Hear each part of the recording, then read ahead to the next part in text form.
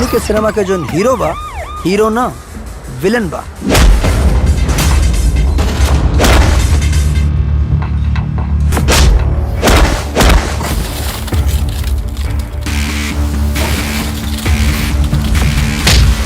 मुझे छेड़ने वालों का करता हूं मैं काम तमाम। ये मेरा एटीट्यूड है। रॉकी मेरा नाम, रॉकी मेरा नाम, मेरा नाम। पहले हमके लागत रहे तो गुस्से में अच्छा होला, लेकिन हम गलत रहने। बाय। तू सबके भला चाहे वाला इंसान बा। हाँ, रुपवा के छलकेला पानी, मन छुअल बिना ना मानी। बिन तेरे ये किसी का नहीं धन होगा, धन होगा। फिर से जिया पे कटिया जानी हो, ए रहनी जब मन होगा। Boss of the boss, success is always my shadow. हम चाहता नहीं कि वो हमारा खातिर काम करे। 3 लोगन के किडनैप करके 1 हफ्ता तक तोरा अपना पास रखे के बा।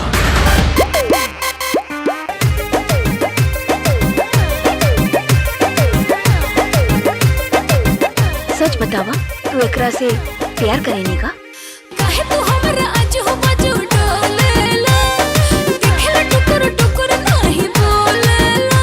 काहे छीनेला हथवा से छोटरी, चह चह चह के बादाम फुलाइल जैसे लारी।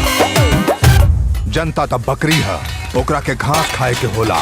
100 साल के हमनी के भविष्य 23 बच्चन के जान एक जहरीला दूध से खत्म हो गई। ए बच्चन के मौत के जिम्मेदार बास कंपनी के बेस्ट लाइफ मिल्क ही बा। हमरा के अपन कर्तव्य पसंद बा। I don't like wealth, we like public health.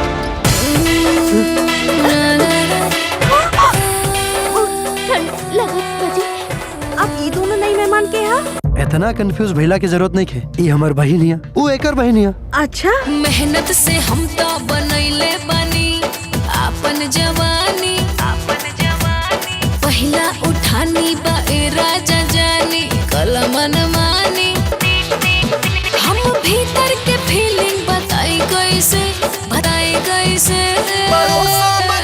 हम खाई कैसे, तीन गो चरखा चलाई कैसे।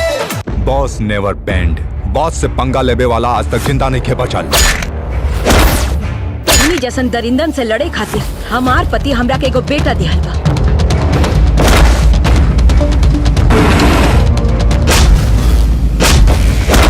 राइट खातिर फाइट करे पड़ला।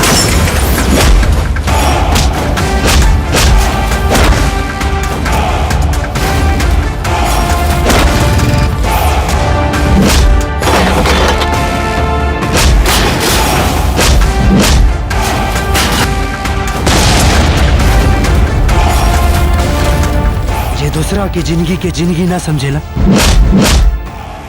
ओकरा के जिंदा रहे के कोनो हक नहीं के।